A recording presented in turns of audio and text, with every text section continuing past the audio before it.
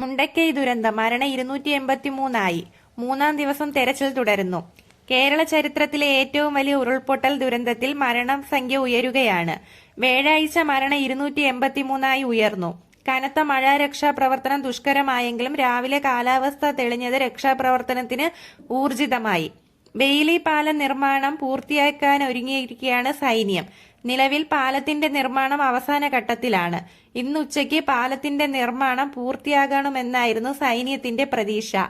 ജില്ലയിൽ അതിതീവ്രമായ മഴ പെയ്യാൻ സാധ്യതയുണ്ടെന്ന മുന്നറിയിപ്പിന്റെ സാഹചര്യത്തിൽ വീണ്ടും ഉരുൾപൊട്ടാൻ സാധ്യതയുണ്ടെന്ന ജാഗ്രതാ നിർദ്ദേശമുണ്ട്. ഇന്ന് മുഖ്യമന്ത്രിയുടെ അധ്യക്ഷതയിൽ സർവകക്ഷി യോഗം ചേരുന്നുണ്ട്. ചൂരൽമലയിൽ ഉരുൾപൊട്ടലിന്റെ രക്ഷാപ്രവർത്തനത്തിന്റെ ഭാഗമായി ബെയിലി പാലത്തിന്റെ നിർമ്മാണം പൂർത്തിയായി. പ്രതികൂല സാഹചര്യങ്ങൾ മറികടന്ന് കരസേനയുടെ അംഗമാണ് പാലം നിർമ്മിച്ചത്. സാമ്പത്തിക സഹായം നൽകി മമ്മൂട്ടിയും ദുൽഖർ സൽമാനും. ഉരുൾപൊട്ടലിന്റെ ദുരന്തത്തിൽ രക്ഷാപ്രവർത്തനത്തിനായി സാമ്പത്തിക സഹായം നൽകി മമ്മൂട്ടിയും ദുൽഖർ സൽമാനും. മമ്മൂട്ടിയുടെ 20 ലക്ഷവും ദുൽഖറിന്റെ 15 ലക്ഷവും ചേർത്ത് 35 ലക്ഷം ഇവർ മന്ത്രി പി രാജീവന് കൈമാറി. എറണാകുളം ജില്ലാ ഭരണകൂടം കൊച്ചി കടവത്ര റീജിയണിൽ സ്പോർട്സ് സെന്ററിൽ കഴിഞ്ഞ 2 ദിവസങ്ങളിലായി ശേഖരിച്ച അവശ്യ വസ്തുക്കൾ ഇന്ന് വയനാട്ടിലേക്ക് അയച്ചിരുന്നു. മന്ത്രി രാജീവനൊപ്പം മമ്മൂട്ടിയും ഇതിന് നേതൃത്വം നൽകാൻ എത്തിയിരുന്നു. ഇവിടെ വെച്ചാണ് മമ്മൂട്ടി 35 ലക്ഷത്തിന്റെ ചെക്ക് മന്ത്രി രാജീവിന് കൈമാറിയത്. വയനാട് മുണ്ടക്കയിൽ ചുരൽമല ഉരുൾപൊട്ടൽ ദുരന്തം ഏറെ വേദനിപ്പിക്കുന്നതാണെന്ന് പ്രതിപക്ഷ നേതാവ് രാഹുൽ ഗാന്ധി. ആയിരങ്ങൾക്കാണ് വീടും അവരുടെ സ്വന്തക്കാരെയും നഷ്ടമായത്. ഈ സാഹചര്യത്തിൽ ജനങ്ങളോട് എന്താണ് പറയേണ്ടതെന്ന് പോലും അറിയില്ല. എന്ത് പറഞ്ഞ് വയനാട്ടുകാരെ ആശ്വസിപ്പിക്കേണ്ടതെന്നും അറിയില്ല. ഏറെ ബുദ്ധിമുട്ടേറിയ ദിവസമാണിതെന്നും രാഹുൽ ഗാന്ധി സ്ഥലം സന്ദർശിച്ചു പറഞ്ഞു. ദുരന്തത്തിൽപ്പെട്ടവർക്ക് ആവശ്യമായ എല്ലാ സഹായവും ചെയ്യും. അവരുടെ പുനരധിവാസം ഉൾപ്പെടെ നോക്കേണ്ടതെന്നും അദ്ദേഹത്തിന്റെ കൂടിച്ചേർത്തു. വയനാട്ടിന് കൈത്താങ്ങ്. വീട് നഷ്ടപ്പെട്ട 10 കുടുംബാംഗങ്ങൾക്ക് AIYF വീട് വെച്ച് നൽകും. വയനാട്ടിലെ ഉരുൾപൊട്ടൽ ബാധിതർക്ക് സഹായം പ്രഖ്യാപിച്ച് AIYF വീട് നഷ്ടപ്പെട്ട 10 കുടുംബങ്ങൾക്ക് വീട് വെച്ച് നൽകണമെന്ന് AIYF അറിയിച്ചു. കേരളം സമീപകാലത്ത് കണ്ട ഏറ്റവും വലിയ പ്രകൃതി ദുരന്തമാണ് വയനാട്ടിലുണ്ടായത്. വയനാട്ടിലെ വീണ്ടെടുക്കാൻ സംസ്ഥാന കമ്മിറ്റിയുടെ നേതൃത്വത്തിൽ വീട് നഷ്ടപ്പെട്ട 10 കുടുംബാംഗങ്ങൾക്ക് വീട് വെച്ച് നൽകും. സർക്കാർ പ്രഖ്യാപിക്കുന്ന പാക്കേജുകൾക്കൊപ്പം തന്നെ ഇത് പൂർത്തീകരിക്കുമെന്ന് AIYF നേതാക്കൾ അറിയിച്ചു. കാണാതായത് 29 കുട്ടികളെ. ഉരുൾപൊട്ടൽ ഉണ്ടായ ശേഷം 3 ദിവസങ്ങളിലായി കണ്ടെത്തിയ രക്ഷാപ്രവർത്തനങ്ങളിൽ ജീവനോടെയുള്ള എല്ലാവരെയും രക്ഷപ്പെടുത്താൻ കഴിഞ്ഞതായി മുഖ്യമന്ത്രി പിണറായി വിജയന്റെ അധ്യക്ഷതയിൽ ചേർന്ന ഉദ്യോഗസ്ഥ സ്ഥല യോഗം വിലയിരുത്തി. ദുരന്തഭൂമിയിൽ നിന്ന് 29 കുട്ടികളെയാണ് കാണാതായത്. ഉരുൾപൊട്ടലിനെ തുടർന്ന് മുണ്ടക്കൈ വെള്ളർമല പ്രദേശത്തെ 2 സ്കൂളുകളും നിന്ന് മേപ്പടി ഭാഗത്തെ 2 സ്കൂളുകളിൽ നിന്നുള്ളമായി ആകെ 29 വിദ്യാർത്ഥിനികളെ കാണാതായി. DDE ശശീന്ദ്ര വ്യാസ് BA ഉദ്യോഗസ്ഥ സ്ഥലത്തിൽ യോഗത്തിൽ അറിയിച്ചു. തൃശൂർ ജില്ലയിലെ വിദ്യാഭ്യാസ സ്ഥാപനങ്ങൾക്ക് നാളെ അവധി.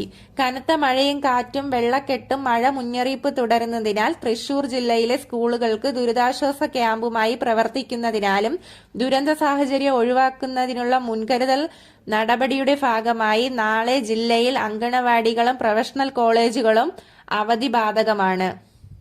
ദുരന്തഭൂമിയിൽ കനത്ത മഴ. രക്ഷാപ്രവർത്തകരെ തിരിച്ചിറക്കുന്നു.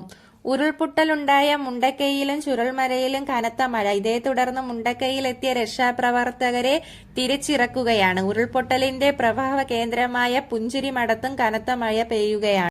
വയനാട്ടിലെ ഉരുൾപൊട്ടലുണ്ടായ ചുരൽമലയിൽ ദുരന്തഭൂമിയിൽ മുഖ്യമന്ത്രി പിണറായി വിജയൻ എത്തി. വയനാട്ടിൽ ചേർന്ന അവലോകന യോഗത്തിനു ശേഷം മുഖ്യമന്ത്രിയും മന്ത്രിമാരും മേപ്പടി ചുരൽമലയിലേക്ക് എത്തി. ചൂരൽമലയിലെത്തിയ മുഖ്യമന്ത്രി പിണറായി വിജയന്റെ സൈന്യത്തിന്റെ നേതൃത്വത്തിൽ നിർമ്മിക്കുന്ന ബെയിലി പാലം സന്ദർശിച്ചു. പാലത്തിന്റെ നിർമ്മാണ പുരോഗതിയും സൈനിക ഉദ്യോഗസ്ഥരുമായി വിലയിരുത്തി. രാഹുലും പ്രിയങ്കയും വയനാട്ടിലെത്തി. പ്രതിപക്ഷ നേതാവും മുൻ വയനാട് MPയുമായ രാഹുൽ ഗാന്ധി, പ്രിയങ്ക ഗാന്ധിയും വയനാട്ടിലെത്തി. KC വേണുഗോപാലനും VD സതീശനും ഒപ്പമുണ്ട്. ദുരിതാശ്വാസ ക്യാമ്പുകൾ ചികിത്സയിലുള്ളവരെയും രാഹുൽ ഗാന്ധിയും പ്രിയങ്ക ഗാന്ധിയും സന്ദർശിക്കും. സൈന്യം നിർമ്മിക്കുന്ന ബെയിലി പാലത്തിന്റെ പ്രവർത്തനങ്ങൾ അന്തിമഘട്ടത്തിലേക്ക്. ഇരുകരങ്ങളെയും ബന്ധിപ്പിച്ചിട്ടുണ്ട്. ഇനി ഇരുമ്പ് ഷീറ്റുകൾ കൂടി വിരിച്ചാൽ വാഹനങ്ങൾക്ക് കടത്തിവിടാൻ സാധിക്കും. ഏതാനും മണിക്കൂറുകൾക്ക് ഈ പ്രവൃത്തികൾ പൂർത്തിയാവുമെന്ന് പ്രതീക്ഷ.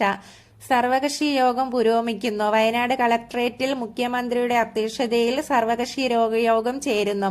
രക്ഷാപ്രവർത്തനം ഏകോപിപ്പിക്കാൻ വയനാട് ക്യാമ്പിൽ ചെയ്യുന്ന മന്ത്രിമാർ, രാഷ്ട്രീയ പാർട്ടി നേതാക്കളും ജില്ലയിലെ MLA-മാരും ജില്ലാ പഞ്ചായത്ത് പ്രസിഡന്റും ഉൾപ്പെടെയുള്ളവരും സർവകക്ഷി യോഗത്തിൽ പങ്കെടുക്കുന്നുണ്ട്. കണ്ടെത്താനുള്ളത് 240ഓളം പേരെ. മുണ്ടക്കൈ പ്രദേശത്തു നിന്നും കാണാതായ 240ഓളം പേർക്കായി തെരച്ചിൽ പുരോഗമിക്കുകയാണ്.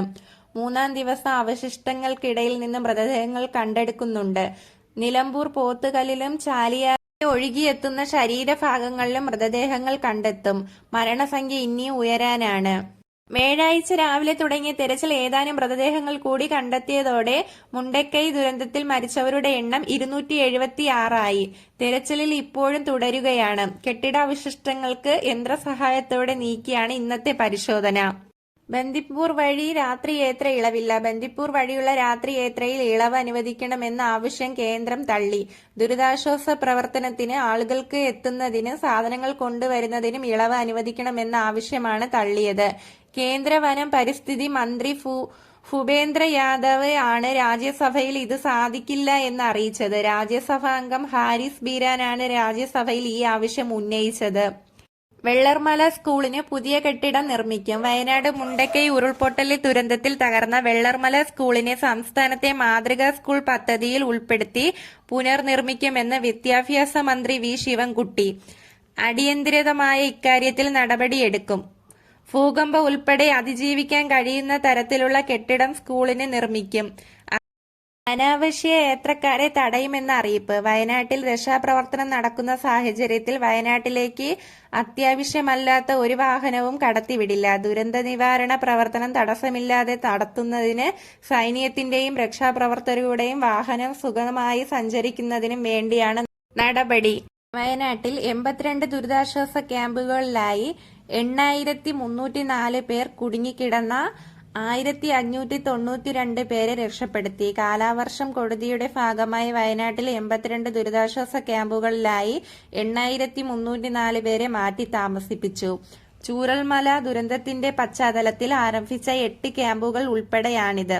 എല്ലാ ക്യാമ്പുകളിലുമായി 3022 പുരുഷന്മാരും 3398 സ്ത്രീകളും 1884 കുട്ടികളും 23 ഗർഭിണികളുമാണ് കഴിയുന്നത്.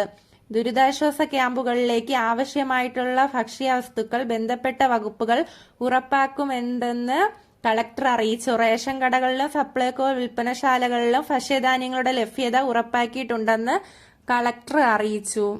മുഖ്യമന്ത്രിയുടെ പ്രസ്താവന തെറ്റിദ്ധാരണജനകമെന്ന് കേന്ദ്രം. കേന്ദ്രമന്ത്രി അമിത് ഷായ്ക്കെതിരെയായി മുഖ്യമന്ത്രിയുടെ പ്രസ്താവന തെറ്റിദ്ധാരണജനകമെന്ന് വിമർശിച്ച് കേന്ദ്ര സർക്കാർ.